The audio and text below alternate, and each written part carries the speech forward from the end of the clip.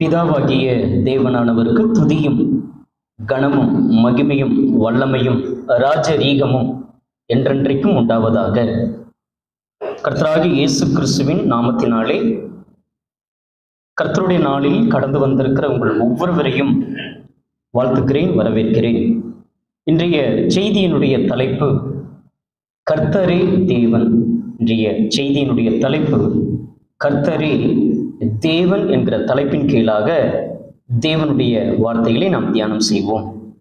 1 ராஜாக்கள் 18ஆம் அதிகாரம் 1 ராஜாக்கள் 18ஆம் அதிகாரம் 21ஆம் வசனத்திலிருந்து 40ஆம் வசனங்கள் வரை நாம் பார்க்கும் பொழுது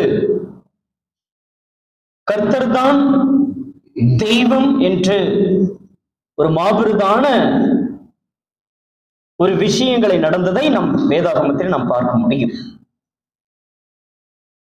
எலியாவுக்கும் ஆகாபுக்கும் நடக்கக்கூடிய ஒரு மகா பெரிய ஒரு நிகழ்வு மாத்திரமல்லாமல் தேவனுடைய ஜனங்கள் தேவனை என்ன செய்ய வேண்டும் என்றால் அறிந்து கொள்ள வேண்டும். தேவனை தவிர்த்து அவர்களுக்கு வேற எந்த ஒரு காரியமும் எண்ணமும் வந்துவிடக் கூடாது என்கிற காரியங்களிலே தேவன் மிகவும் தெளிவாக இருக்கிறார் என்பதை நாம் பார்க்க முடியும். அதே நேரத்திலே தேவனுடைய வார்த்தைகளுக்கு கீழ்ப்படியும் பொழுது ஒவ்வொரு ஜனங்களையும் தேவன் ஆசீர்வதிக்கிறார், அவர்களை நடத்துகிறார் என்பது சந்தேகம் இல்லை.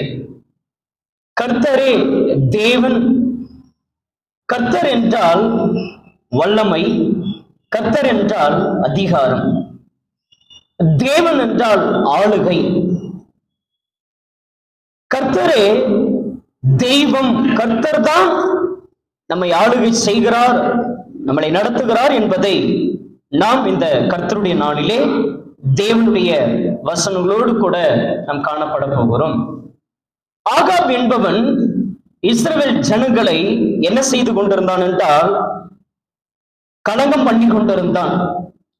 அவருடைய மனைவியாகிய எசேபேல் என்பவள் எப்பேற்பட்ட குணம் உடையவளாக இருக்கிறார் என்றால் விக்கிரக வழிபாடுகளிலே மூழ்கி இருக்கிறாள். தீமை செய்ய எப்பொழுதுமே தூண்டக்கூடியவளாக இருக்கிறாள்.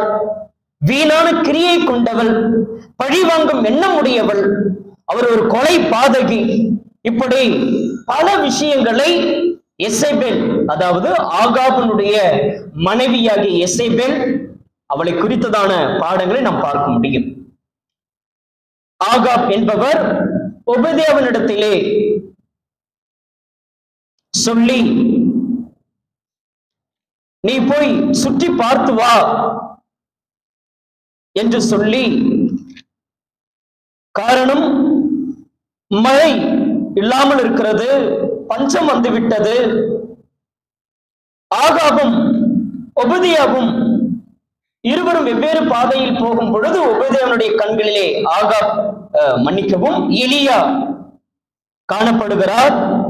இப்பொழுது எலியா ஒபெதியானிடத்திலே தீர்க்கதரிசியாகிய ஒபெதியானிடத்திலே பேசுகிற சில நல்ல காரியங்களை நாம் பார்க்க முடியும். அந்த ஒபெதியா என்பவர் சிறு வயதில் இருந்து தேவனுக்கு பயப்படக்கூடியவர்.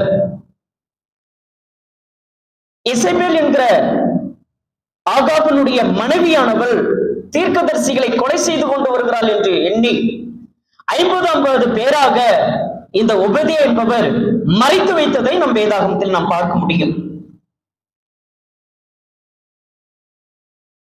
ஒபெதியானிடத்தில் எலியா என்பவர் நான் வந்திருக்கிறேன் என்று சொல்ல வேண்டும் என்று சொல்லி ஒபெதியா விதமாகவே ஆகாபை சந்தித்து எலியா சந்திக்க வருகிறார், சந்திக்க போகிறார், நீங்கள் சந்திக்க வேண்டும் என்று சொல்லி கடந்து சென்றதை நாம் பார்க்க முடியும்.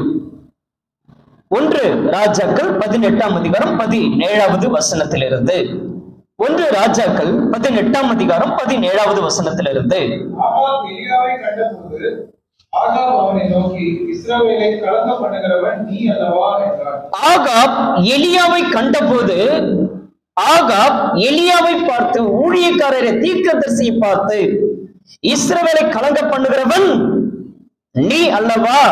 அதற்கு அவன், இஸ்ரவேலை கலங்க பண்ணுகிறவன் நான் அல்ல, கர்த்தரின் கட்டளைகளை விட்டு பாகாலை பின்பற்றதினாலே நேரும் உடைய தகப்பன் வீட்டாரமே இஸ்ரவேலை கலங்க பண்ணுகிறோம். கலங்க பண்ணுகிறவர்கள் 19வது வசனத்தில், இப்போதும் கர்மேல் பர்வதத்திலே இஸ்ரவேல் அனைத்தையும் பாகால் தீர்க்கதரிசிகள் 450 பேரையும் இஸ்ரவேலுடைய பந்தியிலே சாப்பிடுகிறதற்கும் தோப்பு விக்கிரகத்தின் தீர்க்கதரிசிகள் 400 பேரையும் என்னிடத்திலே கூட்டிக் கொண்டு வர ஆட்களை அனுப்பும் என்றான். பார்த்தீங்களா? பாகாலுடைய தீர்க்கதரிசிகள் 450 பேரு, அவருடைய மனைவி எசேபேல், நான் சொன்னேன் இல்லையா, விக்கிரக வழிபாட்டில் இருக்கிறவள், பழி வாங்கும் எண்ணம் உடையவள், கொலை பாதகி, தீமை செய்ய தூண்டுகிறவள், வீணான கிரியை செய்யக்கூடியவள். போதாதற்கு அந்த விக்கிரக தோப்பனுடைய தீர்க்கதரிசிகள் 400 பேர், 950 பேர் இப்ப வரணும், ஆட்களை அனுப்பும் என்று சொல்லி அந்த 20வது வசனத்தில், அப்படியே ஆகாப் இஸ்ரவேல் புத்திரர் எல்லாரிடத்திலும் ஆட்களை அனுப்பி கர்மேல் பர்வதத்திலே அந்த தீர்க்கதரிசிகள் கூடி வரும்படி செய்தான். அப்பொழுது எலியா சகல ஜனத்தண்டைக்கும் வந்து, நீங்கள் எந்த மட்டும் 2 நினைவுகளாலே குந்தி குந்தி நடப்பீர்கள், கர்த்தர் தெய்வமானால் அவரையே பின்பற்றுங்கள், பாகால் தெய்வமானால் அவனை பின்பற்றுங்கள் என்றான். ஜனங்கள் பிரதியுத்தரமாக அவனுக்கு ஒன்றும் சொல்லவில்லை. காரணம் என்னவென்றால், ஜனங்களுக்கு வசனம் தெரியவில்லை, தேவனுடைய மகத்துவங்கள் தெரியவில்லை, தேவனுடைய வல்லமையை குறித்து தெரியவில்லை, தேவன் மகா பெரியவர் என்கிறதான எண்ணங்களும் பல நேரங்களில் இல்லாமல் போய்விடுகிறது. யார் இதை படைத்திருக்கிறார்? நாமெல்லாம் யாருடைய சாயலில் உண்டாக்கப்பட்டிருக்கிறோம்? ஏன் தேவனை தேட வேண்டும்? ஏன் தேவன் சொன்ன பிரகாரமாகவே, அவருடைய வசனம் பிரகாரமாகவே வாழ்க்கை வாழ வேண்டும்? ஏன் அவரை விசுவாசிக்க வேண்டும்? ஏன் மனம் திரும்ப வேண்டும்? ஏன் நாம் இன்னும் அதிகமாக தேவனுடைய விஷயத்திலே பற்றுதலா இருக்க வேண்டும்? யார் அவர்? அவர் அப்படி என்ன? அவர் நமக்கு ஏன்? இதுவும் தெய்வம் இல்லையா? எலியா கேட்கிறதை, எலியா சொல்வதை நாம் பார்க்க முடியும். 2 நினைவுகளால் குந்தி குந்தி நடப்பீர்கள் என்று கேட்பதை பார்க்க முடியும். ஜனங்கள் ஒன்றுமே சொல்லவில்லை. 2 ராஜாக்கள் 17ஆம் அதிகாரம் 41வது வசனம். 2 ராஜாக்கள் 17ஆம் அதிகாரம் 41வது வசனத்தில், அப்படியே அந்த ஜாதிகள் கர்த்தருக்கும் பயந்து தங்கள் விக்கிரகங்களை சேவித்தும் வந்தார்கள். அவர்கள் பிள்ளைகளும் அவர்கள் பிள்ளைகளுடைய பிள்ளைகளும் தங்கள் பிதாக்கள் செய்தபடியே இந்த நாள் வரைக்கும் செய்து வருகிறார்கள். கர்த்தருக்கும் பயப்படுகிறார்கள், விக்கிரகத்துக்கும் பயப்படுகிறார்கள். கர்த்தருக்கும் பயப்படுகிறார்கள், விக்கிரகத்திற்கும் பயப்படுகிறார்கள். 2 நினைவு. இல்ல இதுவும் தெய்வம், இதுவும் தெய்வம், இல்லைன்னா இது கோச்சிக்கும், இல்லைன்னா இது அடிச்சிடும், இது ஏதாவது பிரச்சனை பண்ணிடும்.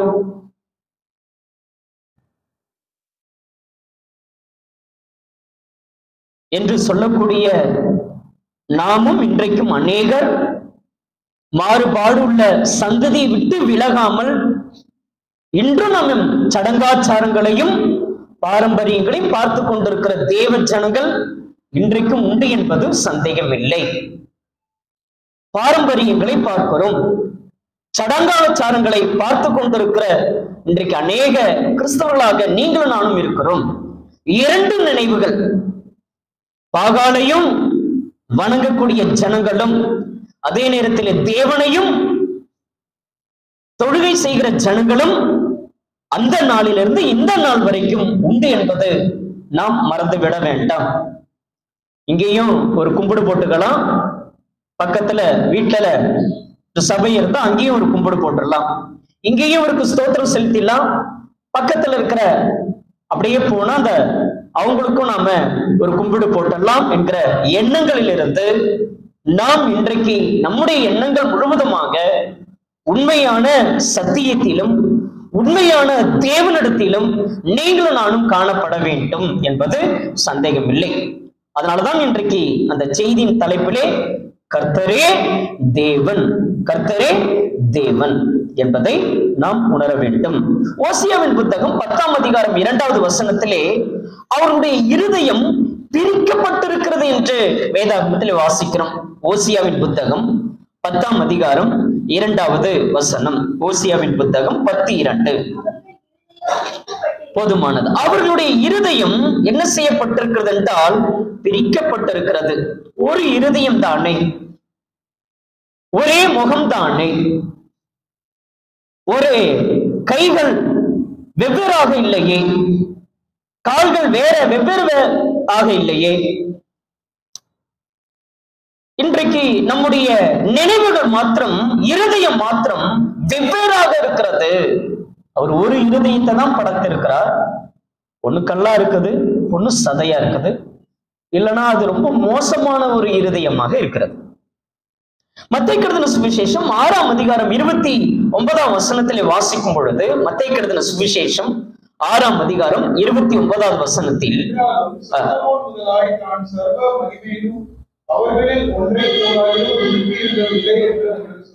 வாசிங்க. அற்ப விசுவாசிகளே, இன்றைக்கு இருந்து நாளைக்கு அடுப்பிலே போடப்படும் காட்டுப்புல்லுக்கு தேவன் இவ்விதமாக உடுத்திருக்கிறார். உங்களுக்கு உடுத்திருப்பது அதிக நிச்சயம் அல்லவா? வாசிங்க. ஆகையால் என்னத்தை உண்போம், என்னத்தை குடிப்போம், என்னத்தை உடுப்போம் என்று கவலைப்படாதீர்கள். வாசிங்க. இவைகளை எல்லாம் அஞ்ஞானிகள் நாடி தேடுகிறார்கள். இவைகள் எல்லாம் உங்களுக்கு வேண்டியவைகள் என்று உங்கள் பரமபிதா அறிந்திருக்கிறார். முதலாவது தேவனுடைய ராஜ்யத்தையும் அவருடைய நீதியையும் தேடுங்கள், அப்பொழுது இவைகள் எல்லாம் உங்களுக்கு கூட கொடுக்கப்படும். முதலாவது தேவனுடைய ராஜ்யத்தையும் ஒரு மகா பெரிய ஒரு விஷயத்தினை பரிசுத்த வேதாகமும் கர்த்தராகிய இயேசு கிறிஸ்துவினுடைய வாயிலிருந்து முதலாவது எதை தேடுங்கள் என்றால் தேவனுடைய ராஜ்யத்தையும் அவருடைய நீதியையும் தேடுங்கள், அப்பொழுது இவைகளெல்லாம் உங்களுக்கு என்ன செய்யப்படும் என்றால் கூட கொடுக்கப்படும். முதலாவது தேவனுடைய ராஜ்யம். ராஜ்யம் என்று சொன்னால் சபை, நீதி என்று சொன்னால் வசனங்கள். அதை தேடுங்கள், அப்பொழுது இவைகளெல்லாம் கூட கொடுக்கப்படும். அந்த மனசுல ஒன்று தேவனையும் தேடுகிற ஒரு குணம், இன்னொன்று எண்ணத்தை உண்போம், எண்ணத்தை குடிப்போம் என்கிறதான குணங்களும் இரண்டு நினைவுகளாக நம்முடைய ஜீவிய காலங்களிலே காணப்படுகிறது.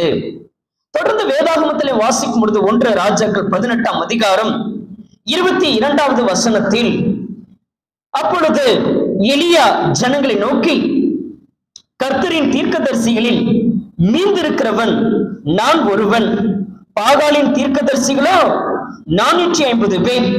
இப்போதும் 2 காளைகளையும் எங்களிடத்திலே கொண்டு வரட்டும். ஒரு காளை அவர்கள் தெரிந்து கொள்ளட்டும். அந்த வார்த்தையை கவனிங்க. 2 காளை கொண்டு வரட்டும். அந்த 2 காளைகளிலும் அவங்க யார் தெரிந்து கொள்ளட்டும். நான் சொல்றதில்ல, அவங்களே ஒரு காளையை தெரிந்து கொள்ளட்டும். அதை சந்து சந்தாக துண்டித்து நெருப்பு போடாமல் விறகுகள் மேலே வைக்க கடவர்கள். நான் மற்ற காளையை அப்படியே செய்து நெருப்பு போடாமல் விறகுகள் மேலே வைப்பேன். நீங்கள் உங்கள் தேவனுடைய நாமத்தை சொல்லி கூப்பிடுங்கள், நான் கர்த்தருடைய நாமத்தை சொல்லி கூப்பிடுவேன். அப்பொழுது அக்னியினாலே உத்தரவு அருளும் தெய்வமே தெய்வம் என்றான். அதற்கு ஜனங்கள் எல்லாரும், இது நல்ல வார்த்தை. இப்போ ஜனங்க, பேசாத ஜனங்க இப்போ இந்த மாதிரி விஷயம் சொன்ன உடனே என்ன சொல்றாங்க?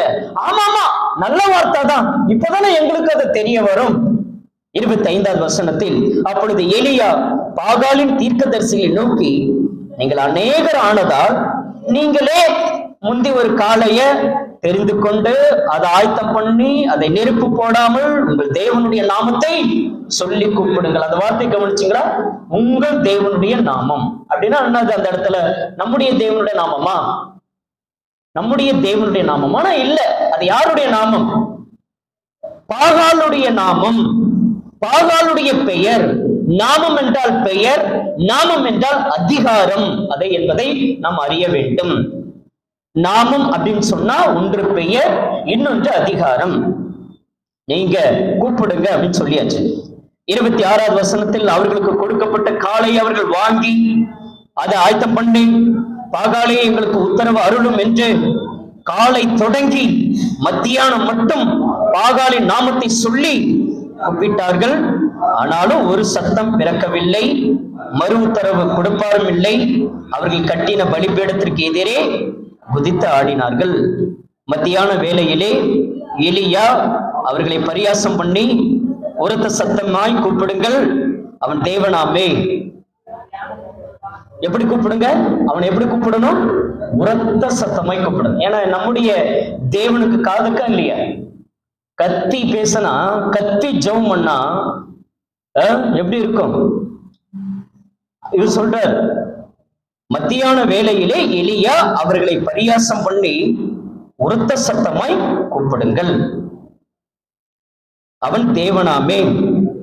அவன் தியானத்தில் இருப்பான், அல்லது அலுவலில் இருப்பான், அல்லது பிரயாணமாய் போயிருப்பான், அல்லது தூங்கினாலும் தூங்குவான், அவனை எழுப்ப வேண்டியதாகுமே. ஒன்று, நீங்க அதுல அந்த 26 பார்த்தீங்கன்னா ஒரு சத்தமும் பிறக்கவில்லை. ஒன்று. அதே 27 படிக்கும் பொழுது அங்கு ஒரு சத்தமும் அந்த விக்கிரகத்துக்கிட்ட இருந்து வரல. இந்த பக்கம் இவர் என்ன சொல்கிறார்னா, உரத்த சத்தமாய் கூப்பிடுங்கள் என்றார். அந்த பக்கம் நீங்க பாத்தீங்கன்னா 26வது வசனத்துல உத்தரவு கொடுப்பார் இல்லை என்று நாம் பார்க்கிறோம். அதே நீங்க கீழே பாத்தீங்கன்னா அவர் எதுல இருப்பாராம்? தியானத்தில் இருப்பார். எதுல இருப்பாரு? தியானத்துல இருப்பார், அல்லது பயணம் போயிருப்பார், அல்லது தூங்கினாலும் தூங்கி இருப்பார். இப்போ மறு உத்தரவும் கொடுப்பாரும் இல்லை. அப்ப இங்க இன்னொரு வார்த்தை எழுதப்பட்டிருக்கிறது, எழுப்ப வேண்டியதாகுமே. உத்தரவும் இல்லை, சத்தமும் இல்லை.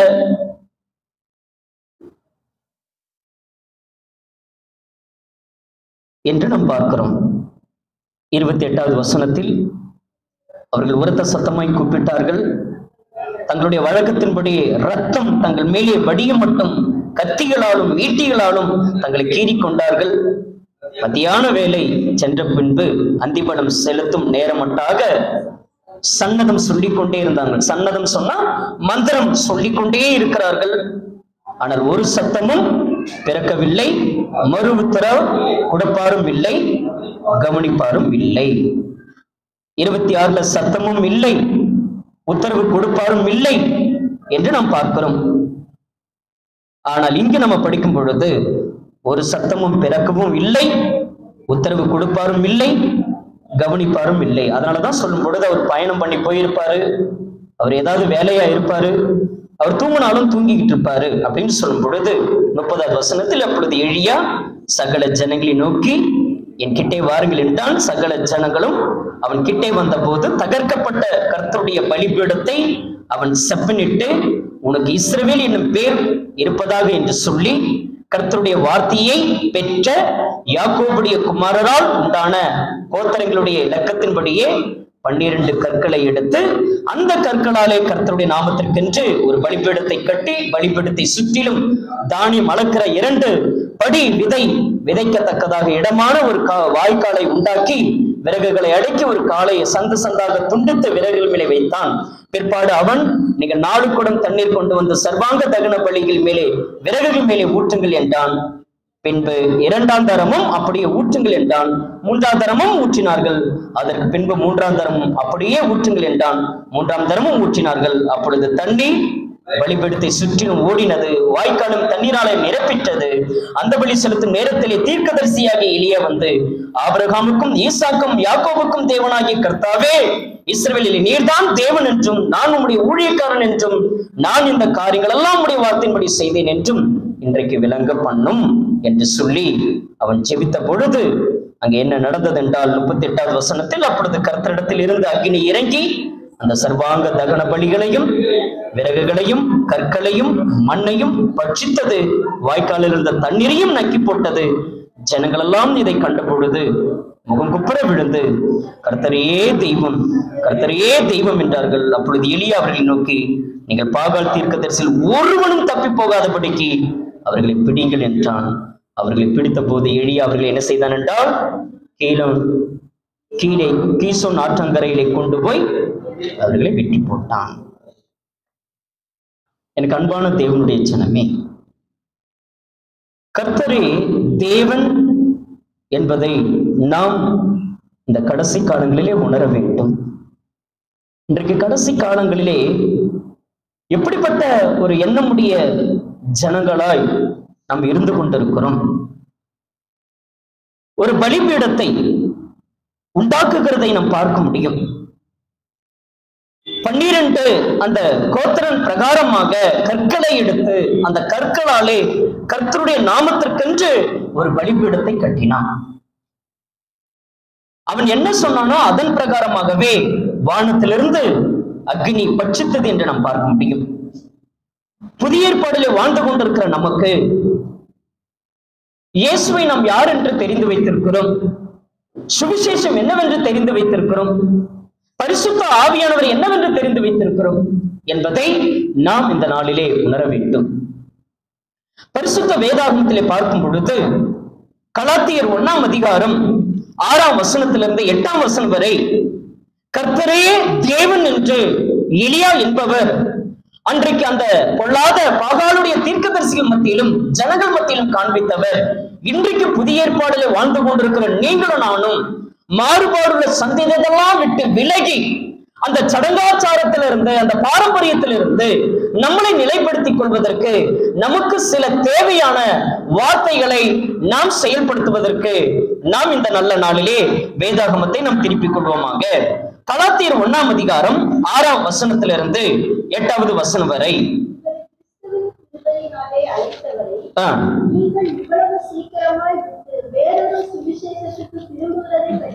என்ன சுவிசேஷம்?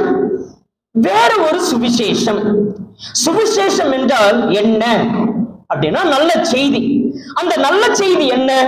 பிறந்த நாளும் நல்ல செய்தி, காது குத்துறது நல்ல செய்தி, கல்யாணம் பண்றது நல்ல செய்தி, அல்லது ஒரு பிள்ளை ஏஜ் அட்டன் பண்ணிட்டா அதுக்கு நல்ல செய்தி இல்லையா? பல நல்ல செய்திகளை நம்ம வச்சிருக்கிறோம். ஆனால் மரணம் என்றால் நல்ல செய்தி என்றால் நல்ல செய்தி அல்ல, அது துக்க செய்தி நம்ம சொல்றது. ஆனால் பரிசுத்த வேதாகமும் அது என்ன செய்தியாக இருக்கிறது என்றால் நல்ல செய்தி. அந்த நல்ல செய்தி என்னவென்றால் மரணம், அடக்கம், உயிர்த்தெழுதல். மரணம், அடக்கம், உயிர்த்தெழுதல் அதுதான் என்னவாக இருக்கிறது என்றால் சுவிசேஷமாக இருக்கிறது. அதுதான் நல்ல செய்தி.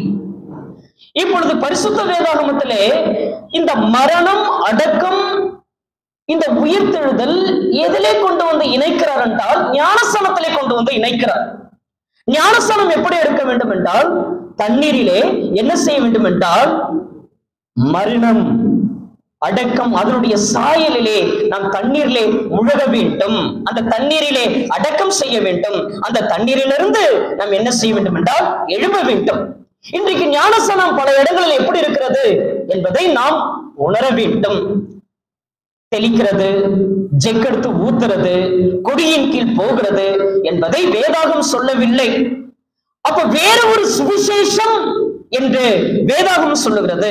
அந்த கலாத்தியர் 1ஆம் அதிகாரம் 6வது வசனத்திலே வேற ஒரு சுவிசேஷத்திற்கு நீங்கள் என்ன செய்கிறீர்கள் என்றால் கீழ்ப்படுகிறீர்கள். அப்படித்தானே எழுதப்பட்டிருக்கிறது. வாசிங்க அந்த 1ஆம் அதிகாரம் 6வது வசனத்திலே. உங்களை கிறிஸ்துவின் கிருபையினாலே அழைத்தவரை நீங்கள் இவ்வளவு சீக்கிரமாய் விட்டு வேற ஒரு சுவிசேஷத்திற்கு திரும்புவதை பற்றி நான் ஆச்சரியப்படுகிறேன். அப்போஸ்தலனாகிய பவுல் கலாத்தியா நாட்டில் உள்ள அந்த சபைக்கு என்ன எழுதுகிறார் என்றால் வேற ஒரு சுவிசேஷம். சுவிசேஷனா என்ன? அந்த நல்ல செய்தினா என்ன தெரியல. பாஸ்டர் என்ன சொல்றாரோ, ஊழியக்காரர் என்ன சொல்றாரோ அதுதான் நல்ல செய்தி. யாரு என்ன சொன்னாலும் என்னது அது நல்ல செய்தி. ஆனால் பரிசுத்த வேதாகம் சொல்றது என்னென்ன? அப்ப ஞானஸ்நானம் எப்படி எடுக்க வேண்டும் என்பதை அதை சுவிசேஷத்துல வைத்திருக்கிறார். வேறு ஒரு சுவிசேஷம். நம்ம எங்கிருந்து வந்தோம் என்றால் அந்தகார இருளில் இருந்து ஆச்சரியமான ஒளிக்கு நாம் வந்தோம். இவ்வளவு சீக்கிரமாய் நீங்க கிறிஸ்துவின் கிருபை விட்டு பிரிக்கக்கூடிய உபதேசங்கள் பூமியில பெருகி போயிருக்கிறது. அதுல நம்முடைய பிள்ளைகள் உண்டு, நம்ம சொந்த பந்தங்கள் உண்டு. ஆனால் நாம் எந்த இடத்துல இருக்கிறோம்? கர்த்தரையே தேவன் என்று நாம் சொல்வதற்கு அவர்தான் இவரு, இவர்தான் அவருன்னு போயிட்டு இருக்கோம். பரிசுத்த வேதாகமம் என்ன சொல்லுகிறது? வேறு ஒரு சுவிசேஷம், 7வது வசனத்தில் வேறு ஒரு சுவிசேஷம் இல்லையே அப்படின்னு வேதாகம் ஸ்டாப் பண்ணுது. இல்லை அப்படின்னா அப்போ ஞானஸ்தானம் எப்படி இருக்குது? அப்ப இதுக்கு முன்னாடி கொடுத்த ஞானஸ்தானம் தாத்தா பாட்டி எல்லாம் எடுத்ததெல்லாம் கொடுத்தவரெல்லாம் தப்பா தவறா? ரட்சிக்கப்பட்ட பிறகு ஞானஸ்தானம் இல்லையா? பல இடங்களில் ரட்சிக்கப்பட்ட பிறகுதான் ஞானஸ்தானம். வேதம் சொல்கிறது விசுவாசம் உள்ளவனாகி ஞானஸ்தானம் பெற்றவன் தான் ரட்சிக்கப்படுவான். விசுவாசம் வரணும், ஞானஸ்தானம் பெறணும், அதுக்கப்புறம் தான் ரட்சிப்பு அப்படின்னு வேதாகம் சொல்றது. எவ்வளவு உள்டாவா! இந்த நல்ல பாம்பு அப்படின்னு சொல்ற மாதிரி உலகத்துக்கும் வேதாகமத்துக்கும் எப்பவும் ஒரு பிரிவு இருக்கு இல்லையா? அது போல இந்த உலகம் நல்ல பாம்பு, ஆனா கிட்ட போன என்ன பண்ணும்? செத்து போயிடும் இல்லையா கொத்தனா? ஆனா இவங்க வச்சிருக்கிற பேர் என்ன பேரு? நல்ல பாம்பு. அது போல சுவிசேஷம் ஒண்ணுதான். வானத்திலிருந்து வரக்கூடிய எந்த தூதனாவது, தேவ தூதனாவது இதை சொன்னால் அவன் எப்படிப்பட்டவன் என்றால் சபிக்கப்பட்டவன் என்று எழுதப்பட்டிருக்கிறது. 2 கொரிந்தியர் 11ஆம் அதிகாரம் 4வது வசனத்தில் ஒரு 3 காரியங்களையும் அந்த வேதாகமத்திலே உள்ளடக்கி சொல்லியிருக்கிறார். அந்த கொரிந்தி பட்டணம் ஒரு புறஜாதியான ஒரு பட்டணம். அந்த பட்டணத்தில் இப்பொழுது இருக்கக்கூடிய தேவ ஜனங்களுக்கு என்ன சொல்லுகிறார் என்று பாருங்கள். 2 கொரிந்தியர் 11ஆம் அதிகாரம் 4வது வசனத்தில், 2 கொரிந்தியர் 11ஆம் அதிகாரம் 4வது வசனம்.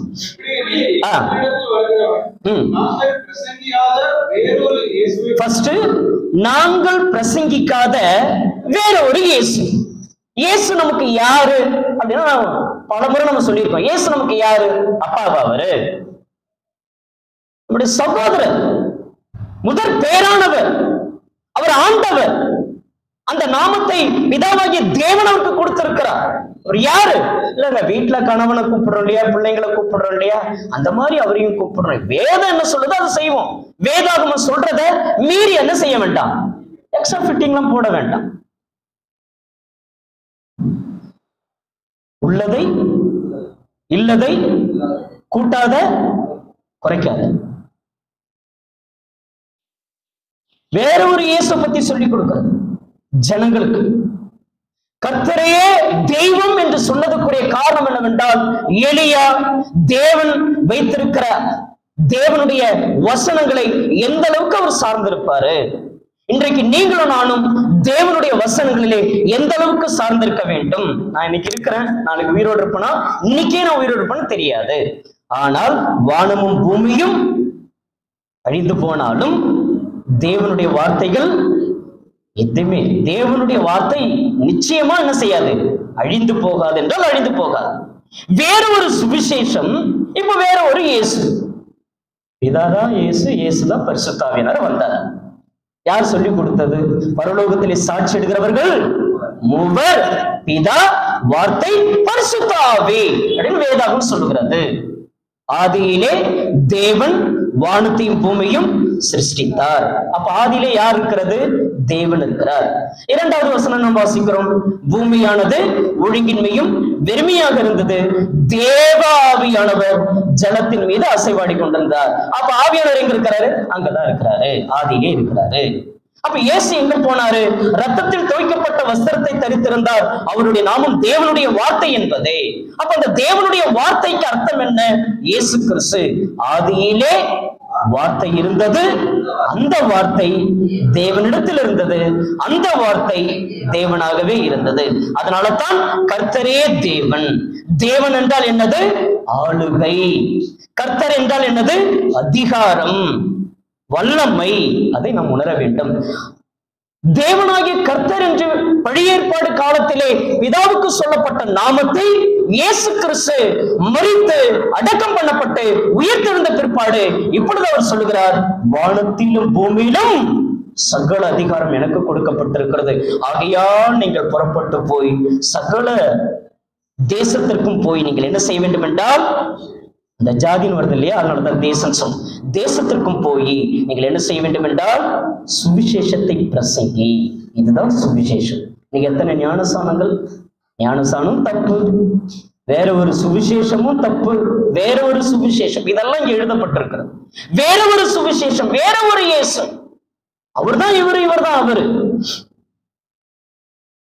இப்ப வேதாகமத்தில் அந்த 4வது வசனத்திலே வாசிக்கிறோம், எப்படி எனில் உங்களிடத்தில் வருகிறவன் நாங்கள் பிரசங்கியாத வேற ஒரு இயேசுவை பிரசங்கித்தானால், அல்லது நீங்கள் பெற்றிராத வேற ஒரு ஆவியையும் நீங்கள் ஏற்றுக்கொள்ளாத வேற ஒரு சுவிசேஷத்தையும் பெற்றீர்களானால் நன்றாய் சகித்திருப்பீர்களே.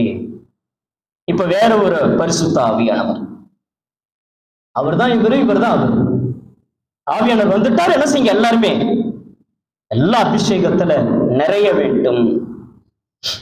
அபிஷேகம் ராஜாவாய் இருக்கணும்னு சொன்னா, பிரதான ஆசாரியனாய் இருக்க வேண்டும் என்று சொன்னால், தேவன் யாரை தீர்மானிக்கிறாரோ ஒரு முறை தானே அபிஷேகம் பண்ணாங்க.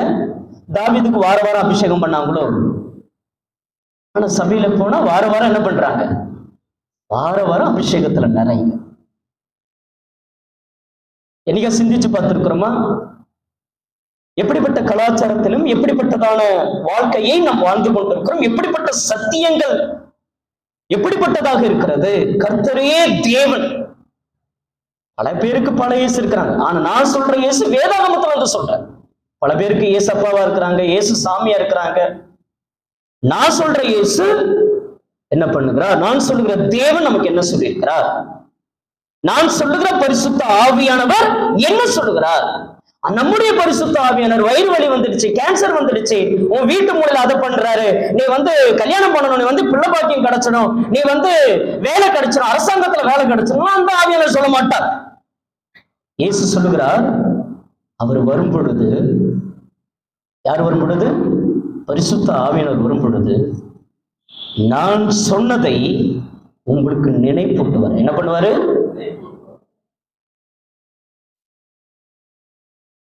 இயேசு என்ன பூமியில சொன்னாரோ அதை பரிசுத்த ஆவியானவர் நினைப்பூட்டுகிற வேலை, அவ்வளவுதான். அதை நினைப்பூட்டுகிறார். சத்தியத்துல, சத்தியம் அந்த சுவிசேஷத்துல அதை நினைப்பூட்டுகிறார். இதெல்லாம் சொல்ல மாட்டார் ஆவியானவர். ஆவியானுடைய இதுக்கெல்லாம் வேதாகமும் அனுமதிக்கவில்லை. முதலாவது, தேவனுடைய ஜனமாகிய நாம் வசனத்தை கேட்க வேண்டும். ஒரு 12 காரியங்களை உங்களுக்கு சொல்கிறேன். முதலாவது ஒரு காரியமாக வசனத்தை கேட்க வேண்டும். ரோமர் 10ஆம் அதிகாரம் 17ஆம் வசனத்திலிருந்து 14வது வசனத்திலிருந்து கடகடன்னு நம்ம சில வசனங்களை நம்ம படித்து நாம் கடந்து செல்லுவோம். ரோமருக்கு எழுதின புத்தகம் 10ஆம் அதிகாரம் 14வது வசனத்திலிருந்து, அவரை விசுவாசியாதவர்கள் எப்படி அவரை தொழுது கொள்வார்கள்? அவரை குறித்து கேள்விப்படாதவர்கள் எப்படி அவரை விசுவாசிப்பார்கள்? பிரசங்கிக்கிறவன் இல்லாவிட்டால் எப்படி கேள்விப்படுவார்கள்? அனுப்பப்படாவிட்டால் எப்படி பிரசங்கிப்பார்கள்?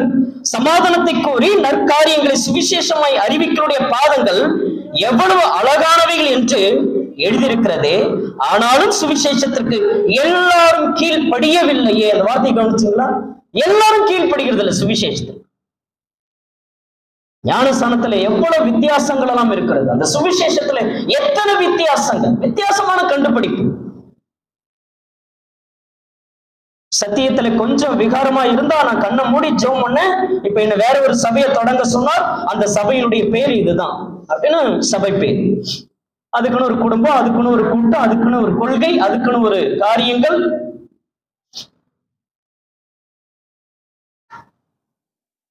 வேற ஒரு சுவிசேஷம், வேற ஒரு இயேசு, வேற ஒரு ஆவி.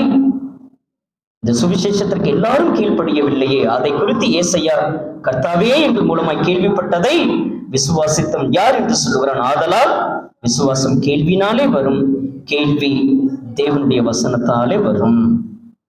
கேள்வினா காதால இந்த கேள்வி கேட்கறது கிடையாது, வசனத்தை காது கொடுத்து கேட்கணும். தேவனா யாரு? இயேசு கிறிஸ்துனா யாரு? ஒன்றான மெய்தேவனாகிய உம்மையும் நீர் அனுப்பினராகிய இயேசு கிறிஸ்துவையும் அறிவதே நித்திய ஜீவன். இவர் குமாரனா இருக்கும் பொழுது எப்படி அப்பாவாய் மாறினார், எப்படி சாமியாக மாறி இருக்கிறார். சாமி எல்லாம் கல்லுக்கு தானே கொடுப்பார்கள், விக்கிரகத்துக்கு தானே கொடுப்பார்கள். அவர் விக்கிரகம் அல்ல அல்லவே. யாரோ ஒருத்தர் சொன்ன ஒரு தப்பு, அதை தொடர்ந்து எத்தனை தப்புகள் நடந்து கொண்டிருக்கிறது. வசனத்தை கேட்க வேண்டும், வசனத்தின் மீது தாகம் வர வேண்டும். வசனத்தை யார் கேட்கிறார்களோ, இயேசு சொல்கிறார், மரியாள் தன்னை விட்டு எடுபடாத நல்ல பங்கை தெரிந்து கொண்டார். மார்த்தாளோ கவலைப்பட்டு அநேக காரியங்களை குறித்து கவலைப்பட்டு கலங்குகிறார். தன்னை விட்டு எடுபடாத நல்ல பங்கை தெரிந்து கொண்ட மரியாள். வசனத்தை என்ன வசனமே சொல்லிட்டு இருக்கீங்க, ஏதாவது ஒரு கதை சொல்லலாமே, ஏதாவது ஒரு ஜோக் பண்ணலாமே, ஏதாவது அது இதுன்னு ஏதாவது ஒரு அற்புதமா அதிசயமா செய்யலாமே, எதுவும் வரமாட்டேங்குதே. வசனம்தான். பேதுரு சொல்கிறார், எல்லாரும் போய்விட மனதாய் இருக்கிறீர்களா அப்படின்னு இயேசு பேதுரை பார்த்து கேட்கும் பொழுது பேதுரு சொல்கிறார், நித்திய ஜீவ வசனங்கள் நம்மிடத்தில் உண்டு. அவருடைய வசனங்கள் தான் நமக்கு தேவை. அவருடைய வார்த்தை மாத்திரமே நமக்கு ஒரு ஆறுதலாக அது நமக்கு காணப்படுகிறது என்பது சந்தேகம் இல்லை.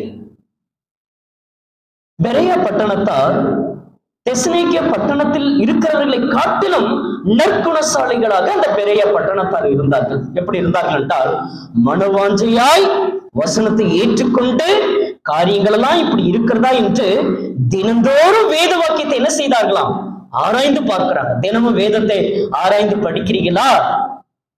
இப்பதான் ஆதியாகமம் தொடங்கி இருக்கிறேன், இப்பதான் ஏசாயாக்கு வந்திருக்கிறேன், இப்பதான் எசேக்கியேல் வந்திருக்கிறேன். நல்லது, படிச்சுட்டே வரீங்களே, என்ன குறிப்பு எடுக்கிறீங்க?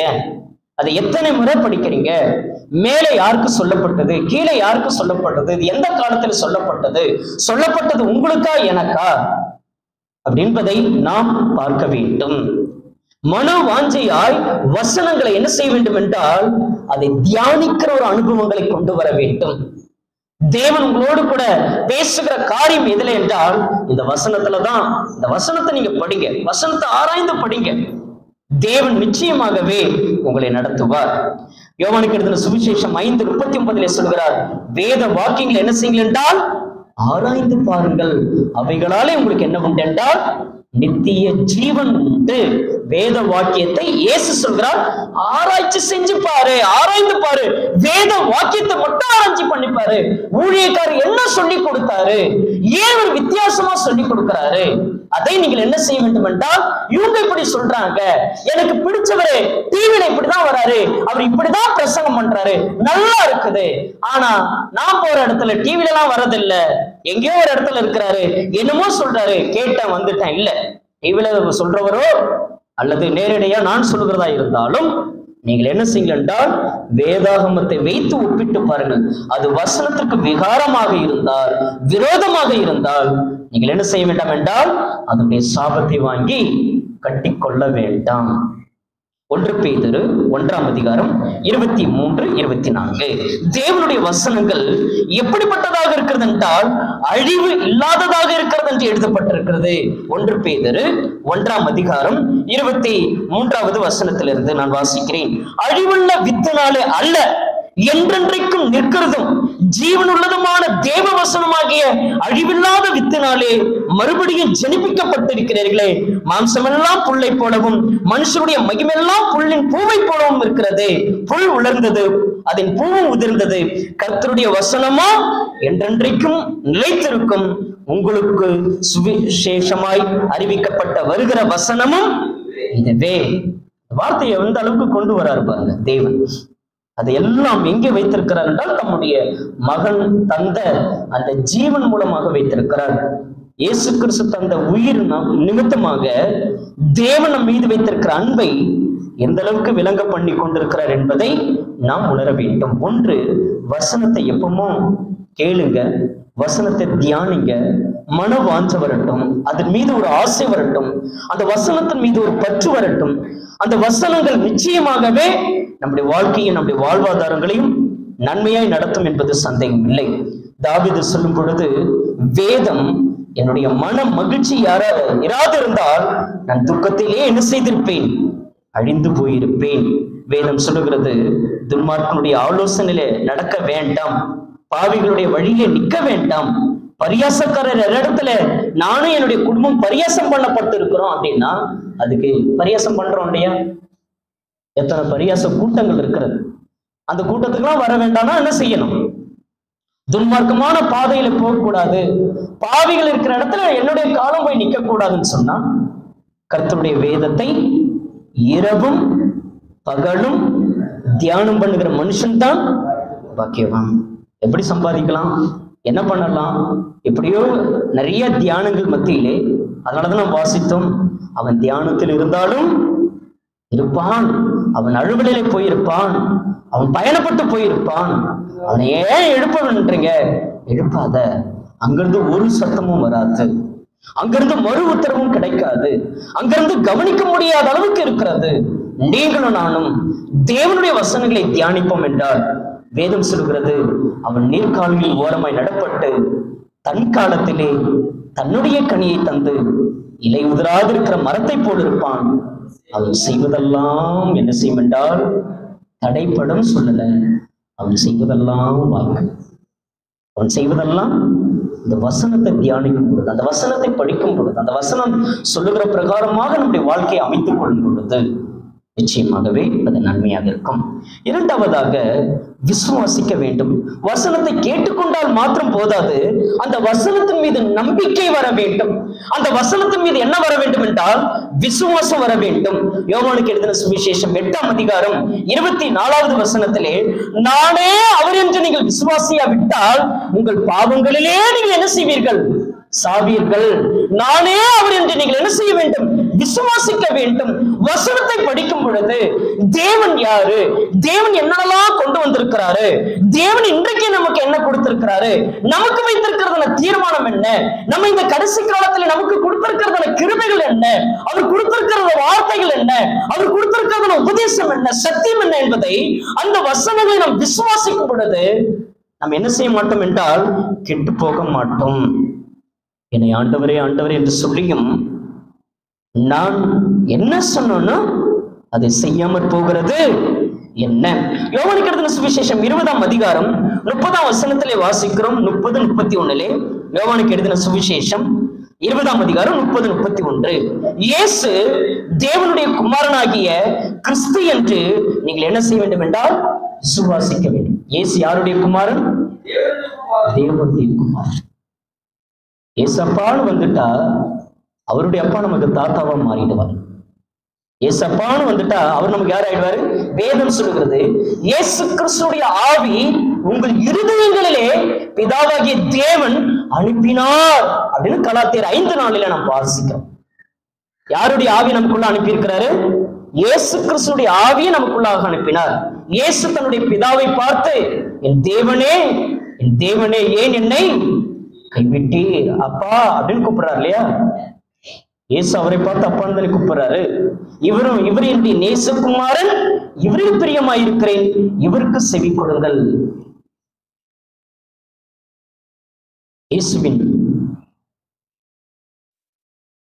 இயேசு நமக்கு தேவனுடைய குமாரனாய் இருக்கிறார். நாமும் இன்றைக்கு யாராக இருக்கிறோம் என்றால் அவருடைய நாமத்தினாலே விசுவாசம் உள்ளவர்களாய் எத்தனை பேரோ அத்தனை பேருக்கும் தேவனுடைய பிள்ளை என்ற பாக்கியத்தை கொடுத்திருக்கிறார். இயேசுவை விசுவாசிக்கும் பொழுது நமக்கு தேவனுடைய பிள்ளை என்ற அதிகாரத்தை கொடுத்தார் என்பதை நாம் மறந்துவிட வேண்டாம்.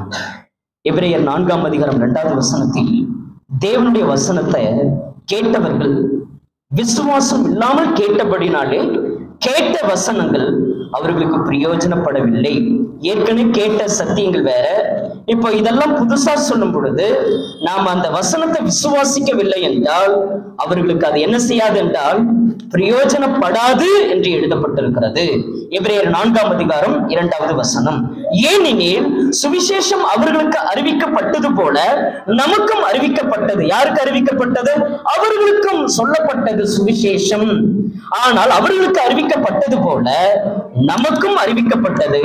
கேட்டவர்கள் விசுவாசம் இல்லாமல் கேட்டபடினாலே அவர்கள் கேட்ட வசனங்கள் அவர்களுக்கு பிரயோஜனப்படவில்லை. நம்ம என்ன சுவிசேஷத்தை கேட்கிறோம், நம்ம என்ன சத்தியத்தை கேட்கிறோம், அதை முழுமையாய் அதை உள்வாங்கி விசுவாசிக்க வேண்டும். அதனாலதான் இஸ்ரவேல் ஜனங்கள் என்ன செய்தார்கள் என்றால் விழுந்து போனார்கள். விழுந்து போன அந்த ஜனங்களுக்காகத்தான் இயேசு கிறிஸ்து கடந்து வந்தார். இன்றைக்கு உலகத்தில் இருக்கிற எல்லா ஜனங்களும் இயேசுவை விசுவாசிக்க மகா பெரிய வசனத்தின் மூலமாக நமக்கு உதவி செய்திருக்கிறார். 3வது வசனத்தில், விசுவாசித்தவர்களாகிய நாமோ அந்த இளைப்பாறுதலில் பிரவேசிக்கிறோம். அவருடைய கிரியைகள் உலக தோற்றம் முதல் முடிந்திருந்தும் இவர்களுடைய இளைப்பாறுதலில் பிரவேசிப்பதில்லை என்று என்னுடைய கோபத்திலே ஆணையிட்டேன். மேலும் தேவன் தம்முடைய கிரியைகள் எல்லாம் முடித்து 7ஆம் நாளில் ஓய்ந்திருந்தார் என்று 7ஆம் நாளை குறித்து ஓரிடத்தில் தான் சொல்லியிருக்கிறார். அன்றையும் அவர்கள் என்னுடைய இளைப்பாறுதலில் பிரவேசிப்பதில்லை என்று அந்த இடத்திலே தான் சொல்லியிருக்கிறார். ஆகையால் சிலர் அதில் பிரவேசிப்பதும் இன்னும் வரப்போகிற காரியமா இருக்கிறபடினால் சுவிசேஷத்தை முதலாவது கேட்டவர்கள் கீழ்ப்படியாமையினாலே அதில் பிரவேசிக்காமல் போனார்கள். எனக்கு அன்பான தேவனுடைய ஜனமே, வசனத்தை கேளுங்க, அந்த வசனத்தை விசுவாசிங்க. அந்த வசனத்தை விசுவாசித்தால் மாத்திரம் போதாது, அதை முழுமையாய் நம்பினால் மட்டும் போதாது, மனம் திரும்ப வேண்டும் என்று சொல்லியிருக்கிறார். 3வதாக மனம் திரும்ப வேண்டும். அப்போஸ்தலர் 17ஆம் அதிகாரம் 30வது வசனத்தில் எல்லோரும் மனம் திரும்ப வேண்டும் என்று அவர் என்ன செய்திருக்கிறார் என்றால் கட்டளையிட்டிருக்கிறார் என்று நாம் பார்க்கிறோம். எல்லாரும் மனம் திரும்ப வேண்டும், எல்லாருமே மனம் திரும்ப வேண்டும். இங்க யாரெல்லாம் வசனத்தை கேட்டீர்களோ, யாரெல்லாம் அந்த கேட்ட வசனத்தை விசுவாசித்தீர்களோ, அதிலிருந்து கொஞ்சம் இந்த நேரத்தில் உங்களை பரிசோதித்து பார்க்க வேண்டும். எங்க மனம் திரும்பாமல் போய்விட்டோம்? எதுல மனம் திரும்பாமல் போய்விட்டோம்?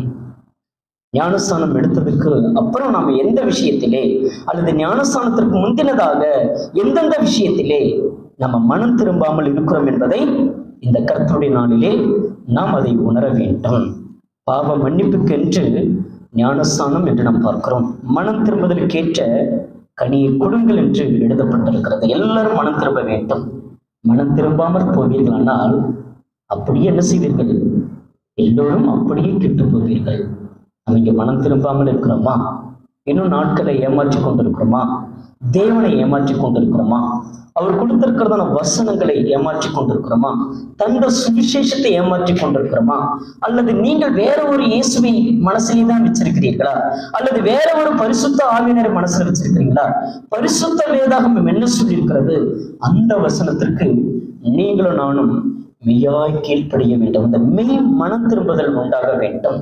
மனம் திரும்பவில்லை என்றால் நிச்சயமாகவே என்ன உண்டாகும் என்றால், வெளிப்படுத்தல் 17ஆம் அதிகாரம், வெளிப்படுத்தல் 17ஆம் அதிகாரம் 9வது வசனம், வெளிப்படுத்தல் 17ஆம் அதிகாரம், மன்னிக்கவும் 16ஆம் அதிகாரம் 9வது வசனம், அதனுடைய 11வது வசனம்.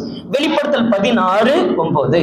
அப்பொழுது மனுஷர்கள் மிகுந்த உஷ்ணத்தினாலே தகிக்கப்பட்டு இந்த வாதைகள் செய்ய அதிகாரமுள்ள தேவனுடைய நாமத்தை தூஷித்தார்களே அல்லாமல் அவரை மகிமைப்படுத்த மனம் திரும்பவே இல்லை. அவரை மகிமைப்படுத்த மனம் திரும்பவே இல்லை.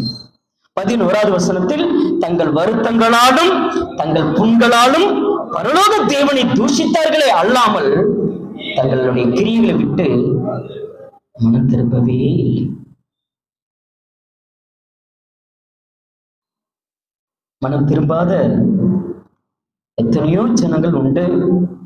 ஆனா மனம் திருந்திட்டோம்னு சொல்லி இன்றைக்கு நாம் எப்படிப்பட்டவர்களாக இருக்கிறோம்? கெட்ட மனம் திரும்புதல் அல்ல, மெய் மனம் திரும்புதல். இளைய குமாரனும் அந்த மனம் திரும்புதலை எந்த அளவுக்கு வைத்திருக்கிறார்? அதை ஓமையாக இயேசு கிறிஸ்து நமக்கு காண்பித்து கொடுத்தார். என் அப்பா வீட்டுக்கு போனா பூர்த்தியான சாப்பாடு கிடைக்கும் அப்படின்னு வந்தவன் இடத்தில் தன்னுடைய மகன் முழுமையாக மனம் திரும்பி வந்ததினால முத்தரை மோதிரம், காலுக்கு பாதரட்சை, கொழுத்தான கன்றை அடிப்பித்து எல்லோரும் சந்தோஷப்படும். நம்ம இந்த மனம் திரும்புதலை அடையும் பொழுது தேவன் எவ்வளவு சந்தோஷப்படுவார். மனம் திரும்புகிற ஒரு பாவி நிமித்தம் பரலோகமே என்ன செய்கிறது என்றால் மிகுந்த சந்தோஷம். உன்னதத்திலே தேவனுக்கு மகிமையும். இயேசு கிறிஸ்து நம்முடைய வாழ்நாட்களிலே பிறக்க வேண்டும், நம்முடைய உள்ளத்திலே அவர் பிறக்க வேண்டும். அவர் இன்னும் குழந்தையா வச்சிருக்கிறது அல்ல, வசனங்கள் அதை கேட்டு எப்படி இருக்க வேண்டும் என்றால், காலத்தை பார்த்தால் நீங்கள் எப்படி இருக்க வேண்டும்? போதகரா இருக்கணும். ஆனா நம்ம இன்னைக்கு யாரா இருக்கோம்? காலத்தை பார்த்தா பாலை குடிக்கத்தக்க உண்ணத்தக்க குழந்தையாவே இருக்கு. போதுங்க, போனோமா, கொஞ்சம் ஜாலியா இருந்தோமா, என்டர்டைன்மெண்ட் இருந்ததா, வந்தோமா, கஷ்டத்துக்கு போனோமா, நஷ்டத்துக்கு போனோமா, பிரச்சனைக்கு போனோமா, வருத்தத்துக்கு போனோமா, அதுக்கு வரைக்கும் போறோம், ஆராதனை பண்றோம், வந்துடும். இது அந்த இடம் இல்லை. அதுக்குன்னு ஒவ்வொரு தெய்வங்கள் உண்டு.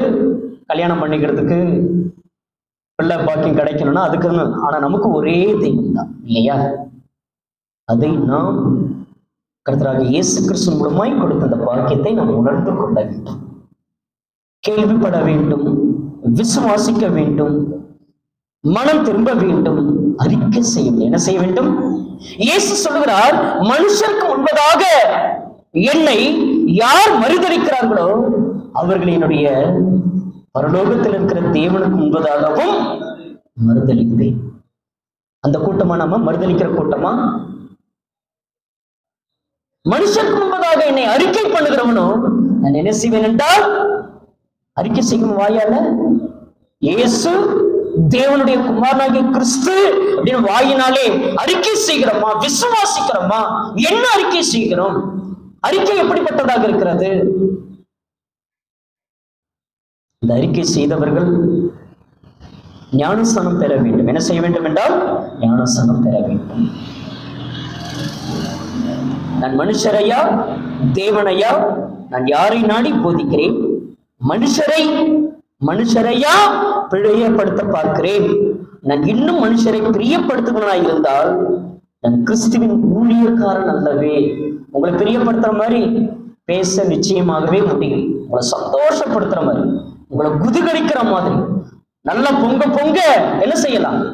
ஆனா கிறிஸ்துவுக்கு ஊழியக்காரனா இருக்க முடியாது.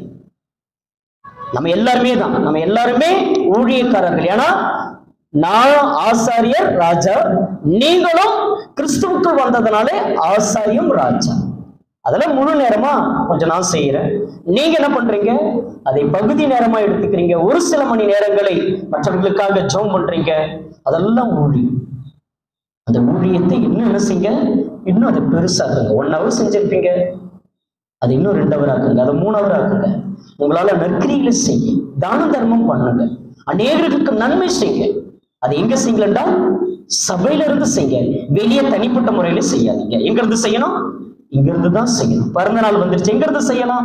வெளியே போய் 10 பேருக்கு சோறு கொடுத்துட்டு வந்தேன் இல்ல, இங்க இருந்து செய்ய. நம்ம சபையிலே எத்தனையோ பேர் உண்டு. வெளியே 10 பேருக்கு துணி கொடுத்தேன் இல்ல, சபையில இருந்து செய். எங்க இருந்து செய்? நம்முடைய சபையில இருக்குது,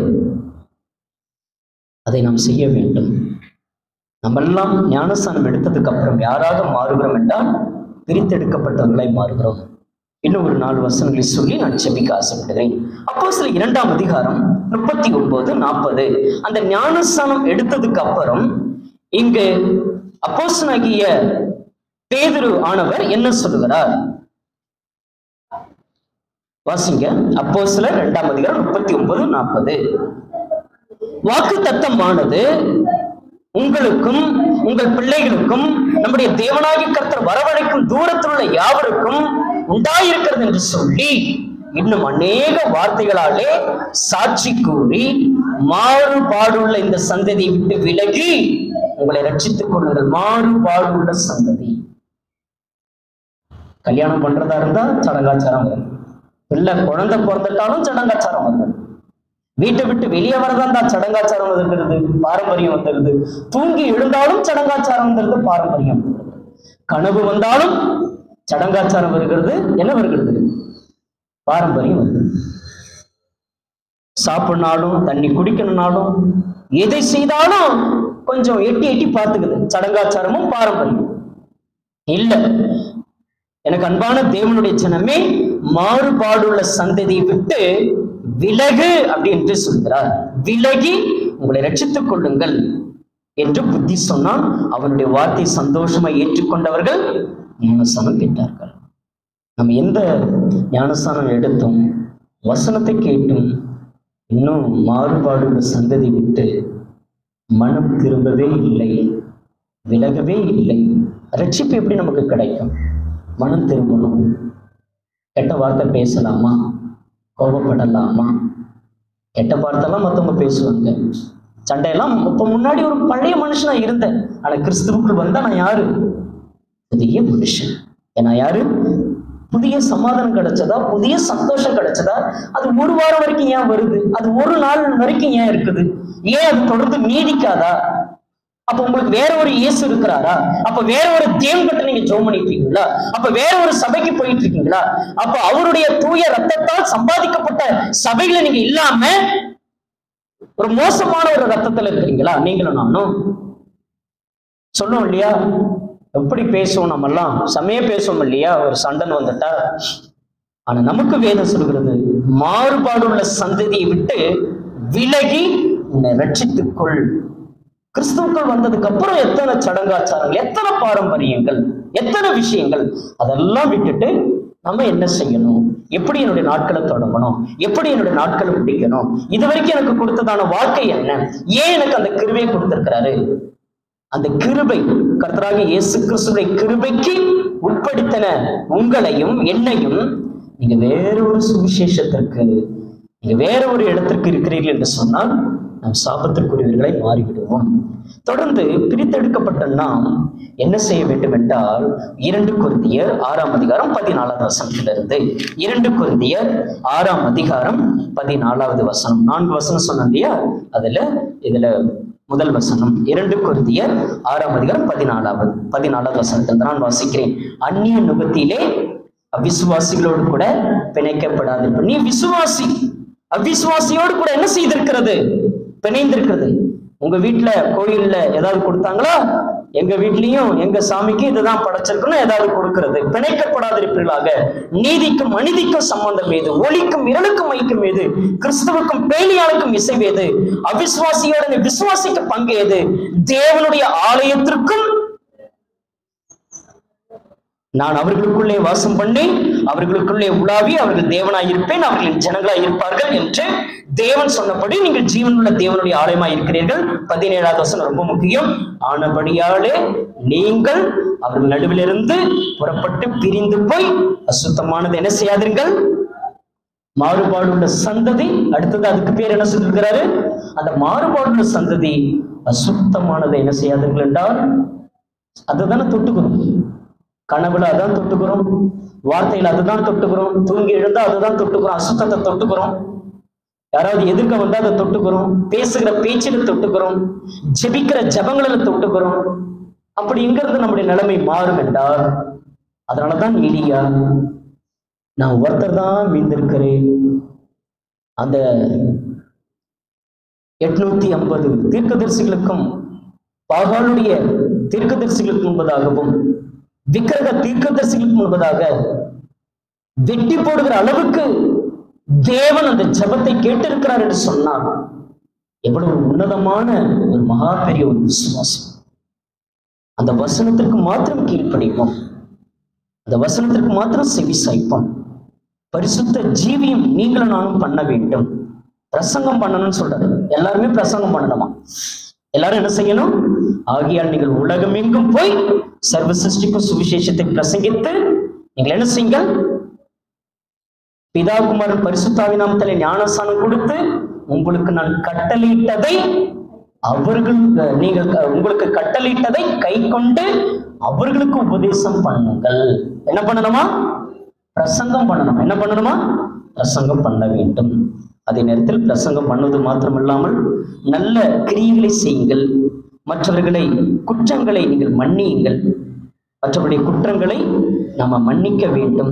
என குற்றமில்லாத மாசற்ற தேவ ஆட்டுக்குட்டி என்று நாம் பார்க்கிறோம். குற்றம் இல்லாத மாசற்ற தேவ ஆட்டுக்குட்டி. நம்ம மற்றவர்களை குற்றப்படுத்துகிறோம், நம்மை நாம் குற்றப்படுத்திக் கொள்ளுகிறோம். மற்றவருடைய குற்றங்களையும் நாம் என்ன செய்ய வேண்டும் என்றால் மன்னிக்க வேண்டும். எல்லாரிடத்திலும் அன்பாயிருங்கள். விழுந்து போன சகோதரனையோ சகோதரிகளையோ தூக்கி நிறுத்த வேண்டும் என்று வேதாகம் சொல்கிறது. கடைசி ஒரு வசனங்களை நான் சொல்கிறேன். யாக்கோபு 5ஆம் அதிகாரம் 20வது வசனம். யாக்கோபு 5ஆம் அதிகாரம் 20வது வசனம். யாக்கோபு 5:20 வாசிங்க. யாக்கோபு 5:20. தப்பிப்போன மார்க்கத்தினின்று பாவியை திருப்புகிறவன் ஒரு ஆத்மாவை மரணத்தினின்று ரட்சித்து திரளான பாவங்களை மூடுவான் என்று அறியக்கூடாது. தப்பிப்போன மார்க்கம், கிறிஸ்தவ மார்க்கத்திலிருந்து நம் ஒருபோதும் விழுந்து விடாதபடி நம் ஒவ்வொருவரையும் தூக்கி நிறுத்த வேண்டும். யார் அதிலிருந்து ஒரு ஆத்மாவை திருப்புகிறானோ அவன் திரளான பாவங்களை என்ன செய்வான் என்றால் மூடுவான் என்று அறியக்கடாவன். எலியா என்பவர் தேவ ஜனங்களுக்கு முன்பதாக கர்த்தரே தெய்வம், கர்த்தரே தெய்வம் என்று அநேக ஜனங்கள் சொல்லி தங்களுடைய விசுவாசத்தை மேன்மைப்படுத்தினது போல புதிய ஏற்பாட்டிலே வாழ்ந்து கொண்டிருக்கிற நீங்களும் நானும் வசனத்தை கேட்போம், வசனங்களை விசுவாசிப்போம். அந்த வசனத்திலிருந்து கேட்கும் பொழுது ஒரு மெய்யான மனம் திரும்புதல் உண்டாகட்டும். அதை தன்னுடைய வாயினாலே அறிக்கை செய்வோம். ஞானஸ்தானம் பெற்றோம், பிரித்தெடுக்கப்பட்டவர்களாய், ஒரு பரிசுத்த ஜீவியம் நிறைந்தவர்களாய், மற்றவருடைய குற்றங்களை மன்னிக்கக்கூடியவர்களாய், நல்ல செயல்களை செய்யக்கூடியவர்களாய், இதோ விழுந்து போனதான ஆத்மாக்களை திருப்பக்கூடியவர்களாய், எல்லாரிடத்திலும் மன்னிக்கிற, மற்றவருடைய குற்றங்களை மன்னிக்கிற, மற்றவருடைய எல்லாரிடத்திலும், கணவரிடத்திலும் அன்பு, மனைவியிடத்திலும் அன்பு, பிள்ளைகளிடத்திலும் அன்பு, சபைகளிலும் அன்பு, எல்லாரிடத்திலும் அந்த அன்பை இந்த சமுதாயத்தில் நாம் காண்பிப்போம். தேவன் தாமே நம் ஒவ்வொருவரையும் ஆசீர்வதித்து நடத்துவாராக. நாம் யாவரும் எழுந்து நின்று ஒரு பாடலை ஒன்று நாம் பாடுவோம்.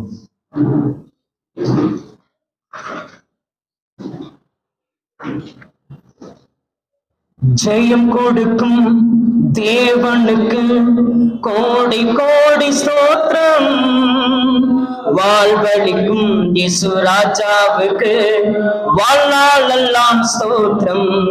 ஜெயம் கொடுக்கும் தேவனுக்கு கோடி கோடி ஸ்தோத்திரம், வாழ்வழிக்கும் இயேசு ராஜாவுக்கு வாழ்நாளெல்லாம் ஸ்தோத்திரம். அல்லேலூயா அல்லேலூயா பாடுவே, ஆனந்த துணியால் உயர்த்துவே. அல்லேலூயா அல்லேலூயா பாடுவே, ஆனந்த துணியால் உயர்த்துவே. ஜெயம் கொடுக்கும் தேவனுக்கு கோடி கோடி ஸ்தோத்திரம், வாழ்வழிக்கும் இயேசு ராஜாவுக்கு வாழ்நாளெல்லாம் ஸ்தோத்திரம். நீதியின் கரத்தினா தாங்கி நடத்துவா, நீதியின் கரத்தினா தாங்கி நடத்துவா. கர்த்தரே என்பதே எதற்குமே அஞ்சிடே, கர்த்தரே என்பதே எதற்குமே அஞ்சிடே. அல்லேலூயா அல்லேலூயா பாடுவே, நான் அந்த துணியா உயர்த்துவே. அல்லேலூயா அல்லேலூயா பாடுவே, ஆனந்த துணியா உயர்த்துவே. ஜெயம் கொடுக்கும் தேவனுக்கு கோடி கோடி ஸ்தோத்திரம், வாழ்வழிக்கும்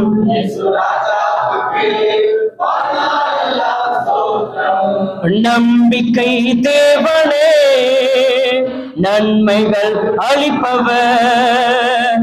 நம்பிக்கை தேவனே, நன்மைகள் அளிப்பவர்.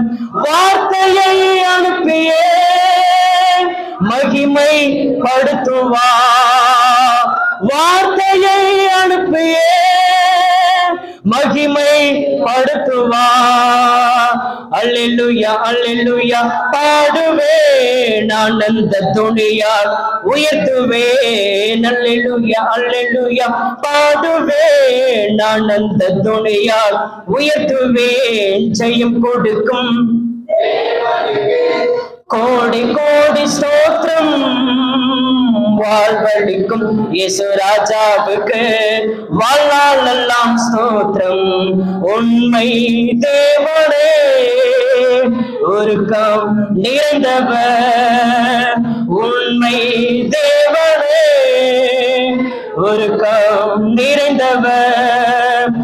என்னை காப்பவர், உறங்குவர்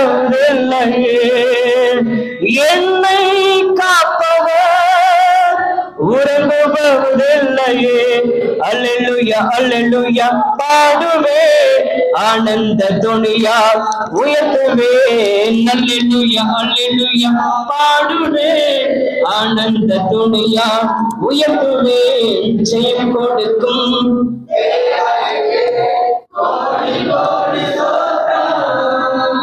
வாழ்வழிக்கும் இயேசு ராஜாவுக்கு வாழ்நாளெல்லாம் ஸ்தோத்திரம். தலையில் நாம் பார்த்துவோம்.